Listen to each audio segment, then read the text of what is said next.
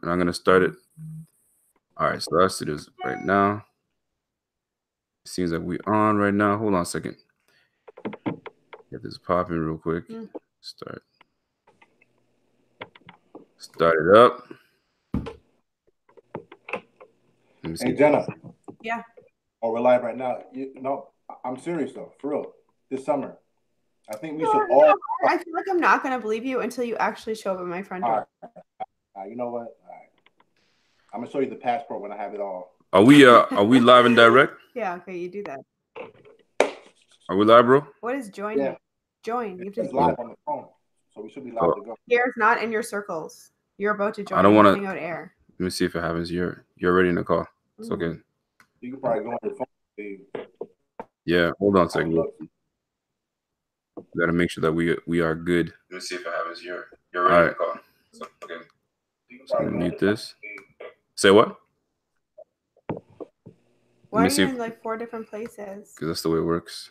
Yeah. Ladies and gentlemen, it's your boy Rico back at it again with my man Pierre. We doing it big. What's going on? What's going on, man? We're doing it big. I need to make sure that you guys are not getting that reverb and the back and forth. I hope everything is cool. If everything is cool, man, give us a thumbs up. Make sure that we're straight. Pierre, you hear me? Yes, sir. All right. I need to make sure. Yo, talk to the people, man. What does that mean? Split the screen? Nah. I gotta talk to Jenna. Jenna, how you doing? I'm a little upset, to be completely honest. So, if you guys are wondering, I think you know why. I got scolded on Facebook, and I felt real bad. No, you didn't. I sat in the corner, and I'm like, I didn't come through. So, if you guys are wondering, a little bit. Can I get in here? If you guys are wondering who this beautiful young lady is, we got a special guest. No, it's my lady. This is my lady Jenna. Jenna wanted to jump on she wanted to jump on the live. The live.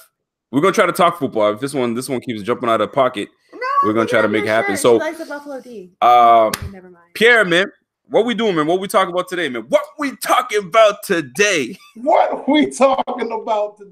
Yo, I've been hearing a lot of stuff where you're sitting here talking about Dable. So that's definitely one topic that I want to touch on. Something else I want to touch on is, Clint Brooks actually had a very solid question on the Facebook Live where he said, if there was one thing you can change on the offense to, kind of, spark it a bit, what would it be? So, that was a great question. That was a great question. And so, yeah, but you know what? You the star of the show. You the franchise. So I'll follow your lead. All right. So here's the deal. I went live on Facebook earlier today and just kind of, general talk. What's that mean? This is just the other screen. We just did some general talk, right? And I got asked a question about the offensive coordinator. Everyone and their mama knows I am not a fan of Brian Dable. He doesn't do anything that excites me, nor does he excite anybody in the stadium because we're sitting like, yo, when are you gonna give us something that could give us something to cheer about? Because my man is just not drawing up stuff that that makes us put points on the board. That is the point of us coming out and watching this damn team play. Put some goddamn points on the board because the defense is holding it down. When you can hold down 9 points from Tom Brady, the greatest quarterback to ever play this game, right into the fourth quarter, it is our job. It is our duty to put points on the board. Am I wrong, Pierre? No. You're definitely right as far as the concept of what the hell, football's all about. You have to score more points than the other team. That's what it comes down to. Yeah, yeah. But are you sitting there saying that the majority of fault goes on Dable? I'm not saying yes, I am. You know what? I'm not gonna fall back on that. I'm saying. Go ahead. Say what? No. So you're saying if we get another offensive coordinator, we might do better. We might do better. I don't think you guys we will do better. Thank you. The wifey doesn't. She follows, but she doesn't follow. We are dead last in the NFL statistically. We can't pass. We can't run. I don't want to say we're dead last in running. but we're probably near or if not at the bottom in passing, right? And we're not doing any better, that much better in running. So if we were to take out Dable, would we be better? We wouldn't be worse. Okay, very, very fair point. How many offensive coordinators have we had in the last 4 years? In the last 4 years. Wait, hold on. And where did we rank in passing the last 4 years? We have not ranked very high in the last 4 years. In the last 5 years. Let me help you out. We haven't ranked higher than 30th in the last 4 years. Okay. 4 offensive coordinators. Okay, but that's not the problem. The problem is not passing. The problem is putting points on the board. We can't score. If we could score all our points by running the ball, do you think we'd be having this conversation of how trash the OC is? We'd have to say our quarterback is the issue. But we can't even score. We can't even score. Defend that. Question that Clint Brooks asked. What was the one thing you would change? The one thing I would change is I would move McCoy and put him in the slot. I'll have Ivory running that rock because it seems like our running game and the entire offense, it actually flows when Ivory's taking the rock. When McCoy takes the rock, we're constantly getting negative yardage because he's trying to do those home run plays. Just take what the defense is giving you. So that right there alone could help the offense. And I'm not mad at that because that tells me that you're trying to do everything possible to get points on the board and move players around because what we have been doing the last 6 to 7 weeks has not been working, correct? You see, the problem is that when you're always starting drives, 2nd and 12, it's very difficult to overcome when you're limited at the quarterback position. The offensive line, they're blocking for the most part. Yes, they're not perfect. Our run blocking might be a little suspect, but the run blocking looks suspect with McCoy. It doesn't look suspect with Chris Ivory. See, here's the problem I have. I'm reading some of the comments in the sections is, we have no talent. We don't have guys that can play. Our players are trash.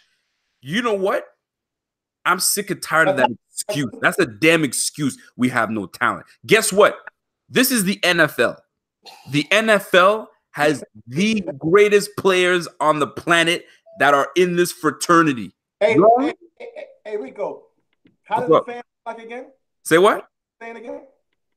I didn't hear you. What are the fans saying again? Yo, you trying to get me to make myself sound like a cornball. But you know what it is, man. They keep complaining about the same bullshit. We don't have a quarterback. We don't have receivers. We don't have. Listen, man, this is the NFL. Okay, I'm not trying to play that game no more. The offensive coordinator's job is to get the talent to play harder. Do what you must do to get the most out of your players. No. 1 second. Case in point. We had the Rams that were statistically offensively terrible when they were under that bum that got fired, right? McVay comes in with the same players and gets them moving, gets them scoring. Todd Gurley was awful 1 year, and then all of a sudden, I'm not saying all of a sudden because the guy's he's a Pro Bowler, but he's balling, right? That's one situation. Even last night, watching Mullins, nobody knew who the hell Mullins was, right? But with a good offensive coordinator in Shanahan, they gave a good game plan, put points on the board. Dude threw for 3 touchdowns, 264 yards. You said, you can't tell me that an offensive coordinator doesn't make the difference. He does make the difference.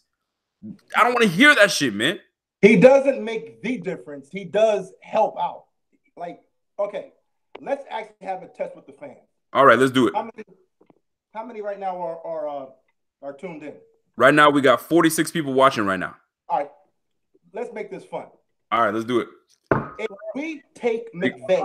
Hold on a second. Someone said Rico's wife is killing me. What are you doing?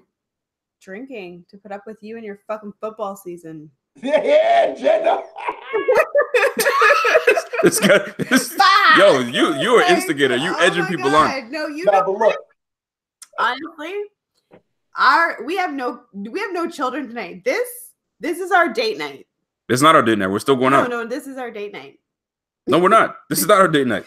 Well, I'm drinking wine as if it's our fucking date night. So anyway, this is happening. Go on. Back to actually talking. All right, so the almighty question is. Yeah.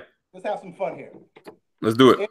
If we were to bring Sean McVay, just Sean McVay, leave all the players in Los Angeles and bring Sean McVay to Buffalo, would we be the Rams? The all high-powered Rams. Did you say would we beat the Rams or would we be the Rams? Would we be them? Like, would we have, similar success? Because our defense is arguably better than the Rams, arguably. So if we were to bring just the offensive coordinator on this roster alone, would we be the almighty Rams? Pierre, that's an easy question to answer. But I'm not going to answer it yet. I'm going to let the members that are watching. Listen, John Patrick says innovate or preach. Listen, John Patrick's been watching. He knows what's good. Brian Welsh says no. There would be no difference. Answer the damn question. Hold on. I'm letting the members answer first. Yeah, Tunnel Player says nope. It'd be no difference. 24 says no. We'd be the Rams. Scotty Easter says no, but they would be much better, far better. So a lot of people are saying no. Here's what I say. I say yes. If Sean McVay and only Sean McVay were to come to this offense and he instill his offense, he had all preseason to get our guys ready, I guarantee you we would be better than what we are right this second. On offensive that wasn't the question. You see? No. The question was, would we be the Rams? You said, would we be the Rams? But would it be the Rams, like the high-powered offense, like how the Rams have? I think we could. Yes. With who? Nate Peterman? Say what? With who? Nate Peterman? Okay, but listen, let me tell you something. Okay, no, you know what? Let's do it with Josh Allen. Peterman. This guy, listen. We'll do it with Josh Allen. Let's say we didn't have Nate Peterman. Josh Allen is our guy, right? We have Todd Gurley. For the Rams, we got LaShawn McCoy. Okay, I'm not going to try to make huge comparisons here, but I'm going to work with the offense we got. Okay, the offense runs through who with the Rams? Tell me now. Gurley. Thank you very much. The offense should run through who in Buffalo? That's so sexual. Allen. Stop.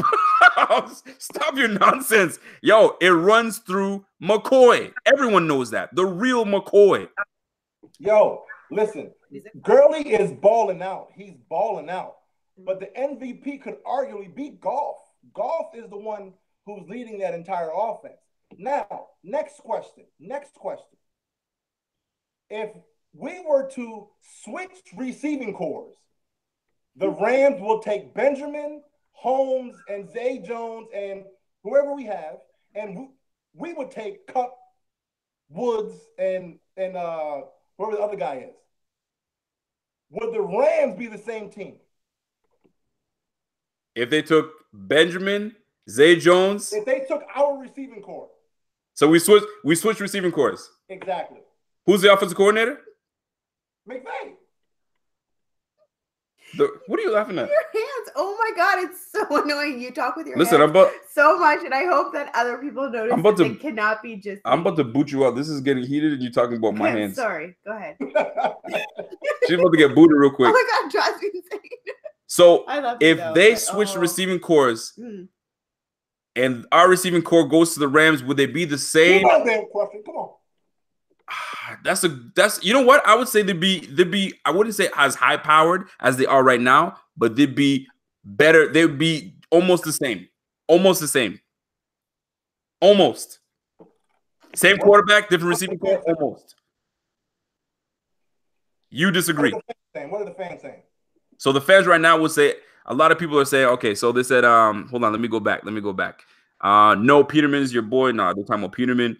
That offense does nothing without Goff. That's what somebody said. Yo, hold on. You got a ringer in here?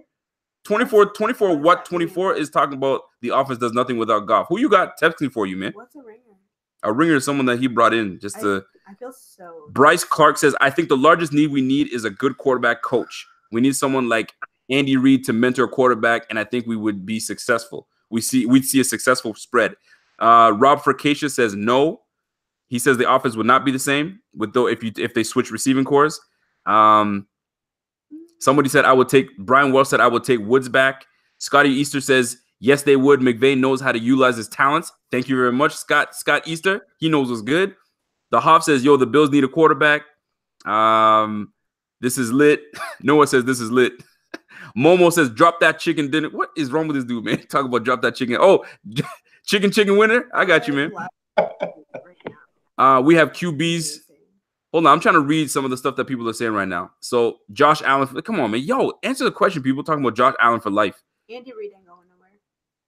Pierre is Patrick Kamini, QB whisperer. Boy, so you say you have to call my man Pat. What up, Pat? So Just Fishing says, bring back Nick O'Leary. Stop. Why Do you? stop? Someone says, do you think the Bills should stop? completely think about fixing the offense instead of getting more defensive players? Somebody asked that question. What do you think, Pierre? It's hot in here. I mean, yeah. I mean, you kind of have to, right? I mean, you know, you just can't ignore the fact that our offense is this bad, but it's just we as fans have to come to grips that who's right now at quarterback is going to be who's going to be at quarterback. I mean, you know, we can't sit there and say, oh, we need another quarterback. They're completely bought into Josh Allen. So what I think we should do is we need to make sure that our offensive line is like tip-top shape. So that I agree. You know, even an excuse at all. Like he has all the time in the world. You know, McCoy can do his thing, or you know, whoever's the running back. So that's what I would probably do. But you know, to go back to the questions though. Yep. The point that I was trying to get at is without having a quarterback who can execute the offense, I do completely get your point as far as the offensive coordinator is the offensive coordinator's job is to design plays to get players open. That's their entire job, right? And it's up to the players to execute those plays and to score, right? So in my opinion, Dable, yes, he's not the best play caller, but he has designed plays to get players open. And as we know, Josh Allen has struggled with pulling the trigger. You see, you talked about Nick Mullins. Nick Mullins balled out yesterday. Yes, he did. Who's this kid? But he had a certain mentality where he was like, I'm about to ball out. I'm about to let the rock go. If I see it, I'm throwing it. Where Josh Allen hasn't had that mindset just yet. He's been real timid. His best plays are running plays. And that's sad because we already had a quarterback who was elite at running the football. I got Juan Castillo. Some do say Juan Castillo says hire Hugh Jackson as the OC. I'd be down with that. Anyway, let me ask you this question. Are we able to boot? Say Juan what? Castillo from the chat? Say it again. Are we able to boot Juan Castillo from the chat? Yeah, we can actually. Only because we need to fire Juan Castillo, dog. Juan Castillo is amazing. No. That is not a Canadian thing to do. Pierre, you know, damn Canadian. I know, but we are. I've had an issue with a Juan Castillo for a couple of years now. I know exactly what you're talking about, man. But listen, let me ask you this question. I need you to remind me. I don't know if you guys have realized that Stevie Johnson has teamed up with a few people to run his podcast, and it's going to be Stevie Johnson and who's it again? It was what's that? Donald Jones. It was Donald Jones, and we had some local Buffalo guys.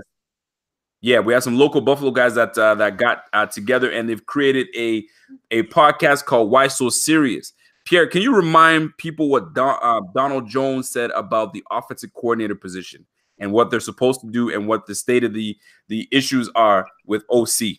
I actually forgot what he said, though. Don't you try that bullshit because you know you're playing games.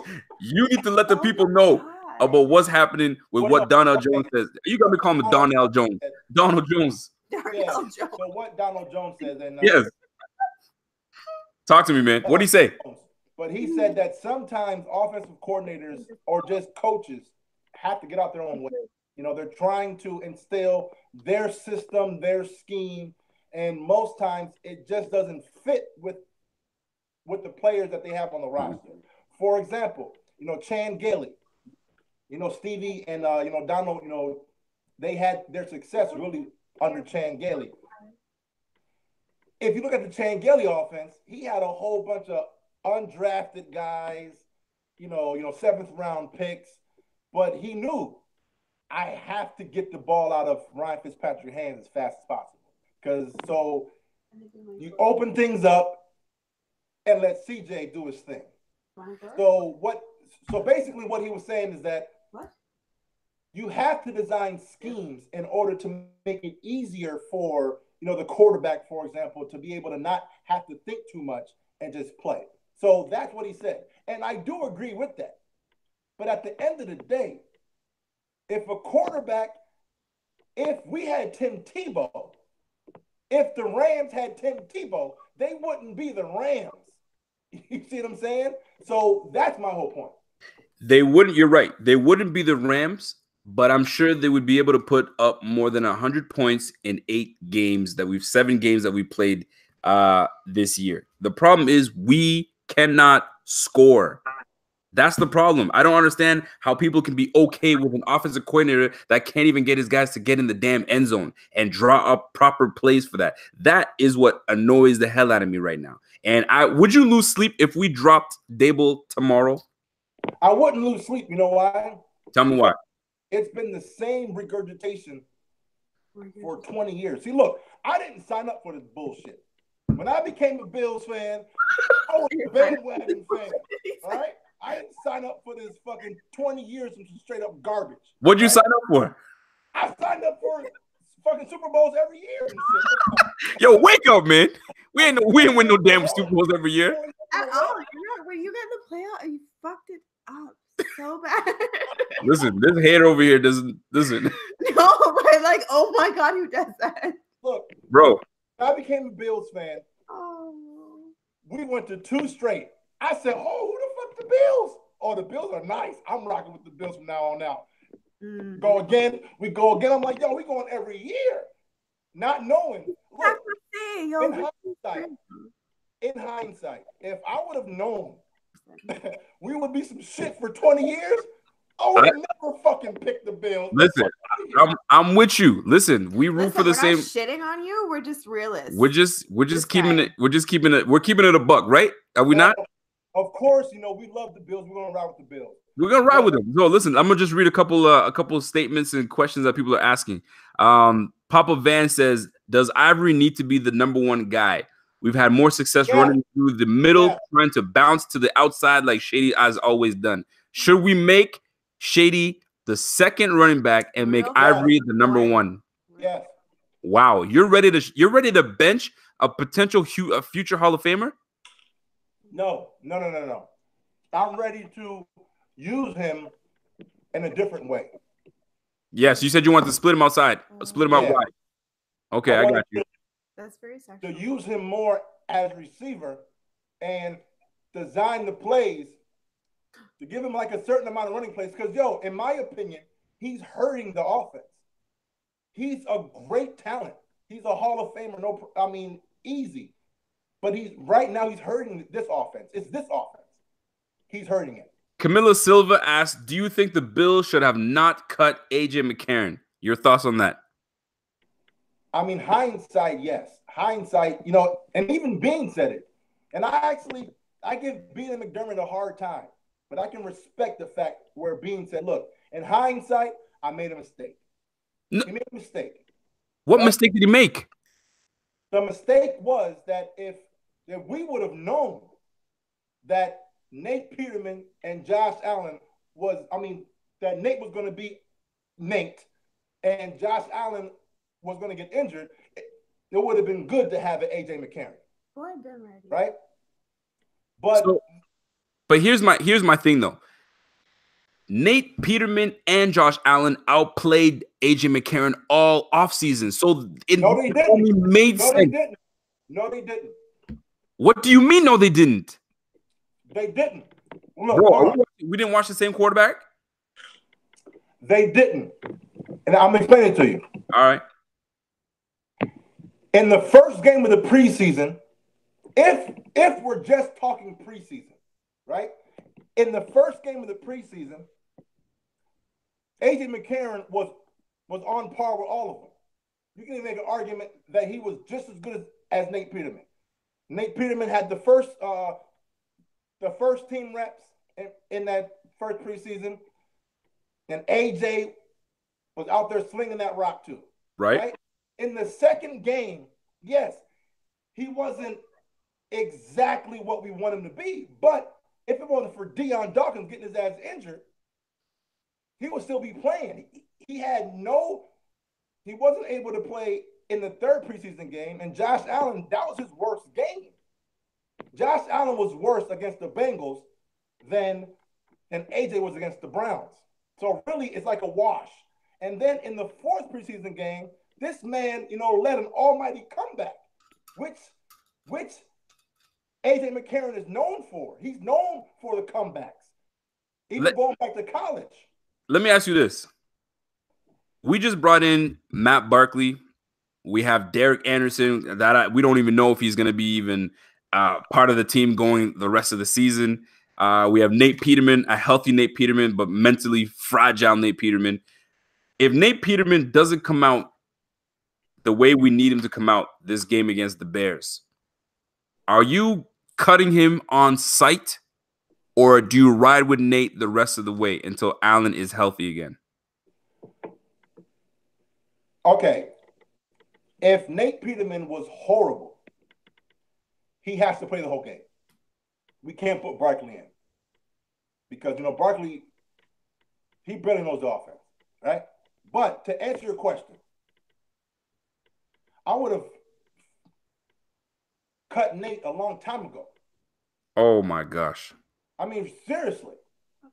We knew because, Rico, me and you have had debates for a very long time about Nate Peterman. Yep. And we knew Nate Peterman got lucky 3 times in preseason alone. Wow. Lucky? Lucky. Why? That's bold.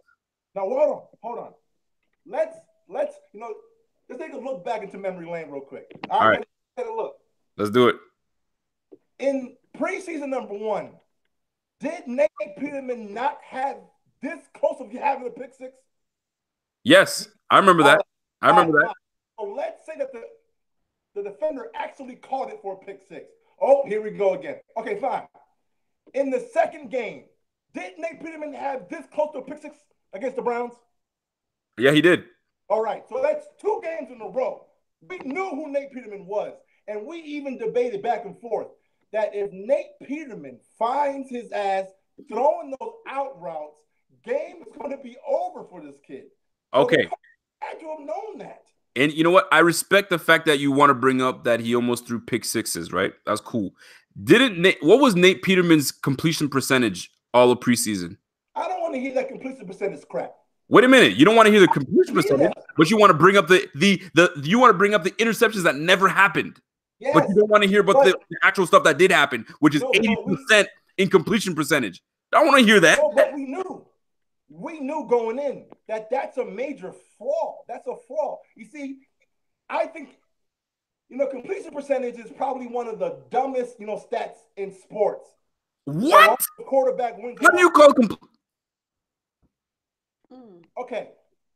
If you're the quarterback, right, and I drop all your passes, what's going to be your fucking completion percentage? 0. Exactly. So fuck the completion percentage. It doesn't matter, right? You know what I'm saying? If you look at Nate Peterman's passes, it was all the little dump balls, little like 5-yard digs. All right. Okay, so if completion percentage doesn't matter to find out if a quarterback is next or not, what does? Making plays. It's simple. That's too vague. My bad, my man. That's too vague. I mean, completion percentage matters. Yards, you're gonna tell me it doesn't matter, right? I mean, it all matters. It's real in depth though, because it takes a lot to be able to know if a quarterback has it or not. You know what I mean? So you can't pinpoint it on one thing, but it's not completion percentage. I know that. Listen, I'm just gonna read some of the questions before we get out of here real quick. Player says only reason he's still there is the regime's pick. Had he been from Whaley and Ryan, he'd be gone. Ooh, that's a good point. That's a damn good point. If Whaley brought in what's his face? Nate Peterman, which potentially didn't wait. That's the debate right now. Did Whaley was he responsible for that draft or was he not? Because Player might have a point, but he might not have a point because Whaley might have been the guy that brought him in. I got to give him Nate. If I'm going to give Whaley all the other picks, you have to give him Nate. Yeah. So that means Player's point, which is a valid one, isn't valid because it was Whaley's draft that brought in Nate Peterman. So yeah, I hear you. Let's not argue over preseason. Yeah, we're not gonna argue over preseason. It's over. It's over with. Bogan Jackson says Nate Peterman should pump fake more. Then those QBs wouldn't pick him off every time or be jumping on it. That's exactly what I said. It's like this man's in my brain. Pump fake Nate. Pierre, hit me with this, man. DBs are aggressive as shit when they know that they potentially could get a pick off of a quarterback. Correct? Yep, 100%. So how do you bait an aggressive cornerback? Pump fake. Yeah. And that's the only way. Or you have to use it more often. Right? Absolutely. And in all seriousness, if Nate wants to have success in this damn league, he's got to play mind games with these damn quarterbacks. It's fucking chess that they're playing, man. Nate is playing. He's been playing. He's got to play chess instead of checkers. Is what I'm trying to say. You know what I'm saying? So when you have these DBs that are salivating over your out route that you're about to throw, man, pump that bitch, man, and let it fly. But you gotta honestly focus on what defenses are giving you, what guys aggressive. Yo, man, I get myself all hyped up for that reason because making a point. What Nate has to do is just not give a fuck. Let it fly. I mean, that's it. You know, he had a press conference that it kind of pissed me off on Wednesday, where he was asked, how do you feel about this and that, about your past mistakes? And he was sitting there, sobbing and crying and shit. Well, I mean, you go through adversity and you just have to learn. Fuck all that shit, man. Yo, who was that? Was that Nate? Was that a Nate impression? Nate Peterman. Yeah, Nate Peterman. You have to learn from it. And I went through a lot. Who gives a fuck? Well, look, go out and ball out, man. Ball out. Look at what happened. What happened yesterday was huge. It was huge. Nick Mullins, a third string quarterback, came in and said, "Look, this is my only opportunity. This is all I got right here."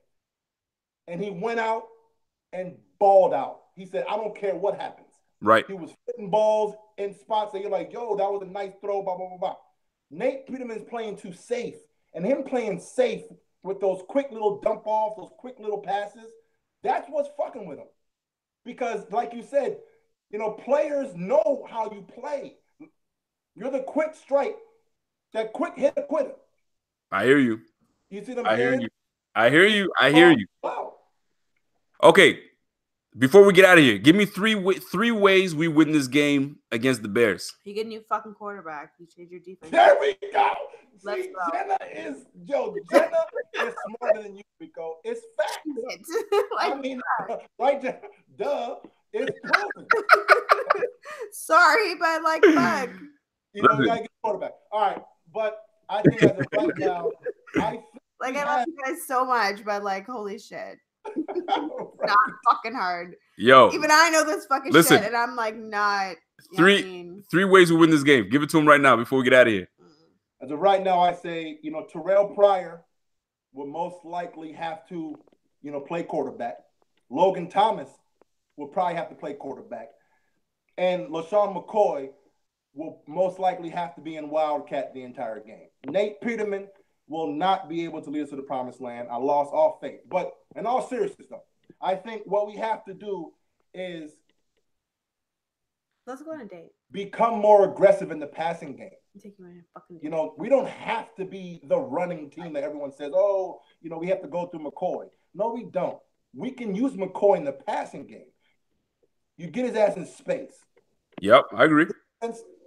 The defense is going to do what it's going to do. But I think if we're more aggressive in the passing game and just let it fly. Who cares if you throw picks? Throw it, fine, no problem. What do you do about Khalil Mack?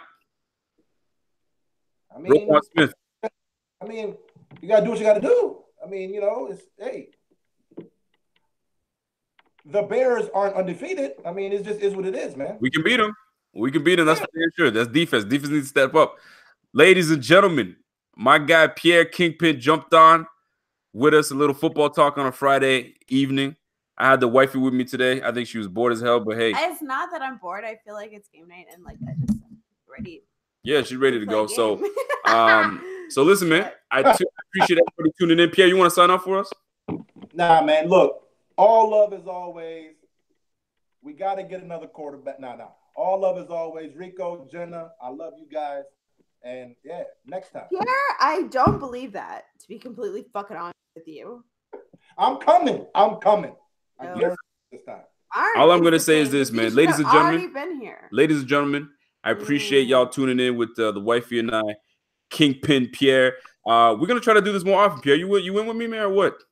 I'm down, man. I'm down. Listen, man. Yo. The fans want it. Score the Bills game this coming Sunday. What's the deal? 0-30. What's up? What's the score of the game? Wifey says we're gonna lose. No. Just go. What's the score of the game? Give me the score. You know what? Fuck my words. It is gonna be. What do we got? It's gonna be 15. For who? Well, you're not gonna win. Okay, so the Bills 15 and the Bears what? 30. Wait. Wow. Wait. Damn. And they're gonna hang 30 points on us? Are you shocked? Nah, you're right. Right, nah. So what? Right. 31-15? 32-15? Yeah, sure. We'll go with that. 31-15. She says Bears win 31-15. I ain't even gonna. You guys. You guys. Pierre, what you got? Like you guys need a whole fucking overhaul. I don't know why you guys are dancing around the subject, but like, holy fucking shit, I would let everybody. Wow. I would the fucking playlist. You guys are awful. Wow. I'm serious. I'm sorry, but I'm fucking. If I'm being completely honest, you guys don't have a fucking chance. I'm so sorry. And there you have it. Yo, I do appreciate y'all loyalty. Like, girl fans are the most loyal. I love you guys. This so girl's much. she got me coughing right now because the blasphemy coming out of this lady's mouth. It's so true. Drink and you will understand. Boy, anyway, Pierre, give me a score, man. I'm gonna say 5-2. Oh my God, stop it. He said 5. This boy a fool. Listen, man. Y'all are the two. It's gonna be some whole off the wall. No. Like 2 weeks ago when we lost, 34 to 5 or whatever it was. It's just for some reason we got to get it together. But listen, I'm what 5-2. What did you? So what's the score, man? Give me a score, what man. Was the score 5-2, motherfucker. 5-2. All right, man. Listen, I got the Bills. I got the Bills losing this one. Actually, no, fuck that. I got the Bills winning one. Oh my God, stop. 21-17 Bills. No. 21-17 Bills. I called it. Hey, listen, it's your boy Rico. It's the lady Jenna. It's your boy the Pierre the Kingpin. It's the Buffalo Fanatics. If you guys aren't following us on all platforms, y'all bugging, and you guys don't know what y'all missing, man. So hit us up on Twitter, Facebook, IG, Twitch. What am I missing? What's Twitch? I mean, look, every social media platform that's out there. Snapchat. We're on there. Yep. We on that, man. Listen, ladies and gentlemen, it's your boy. And I'm gone. Yeah, you know it.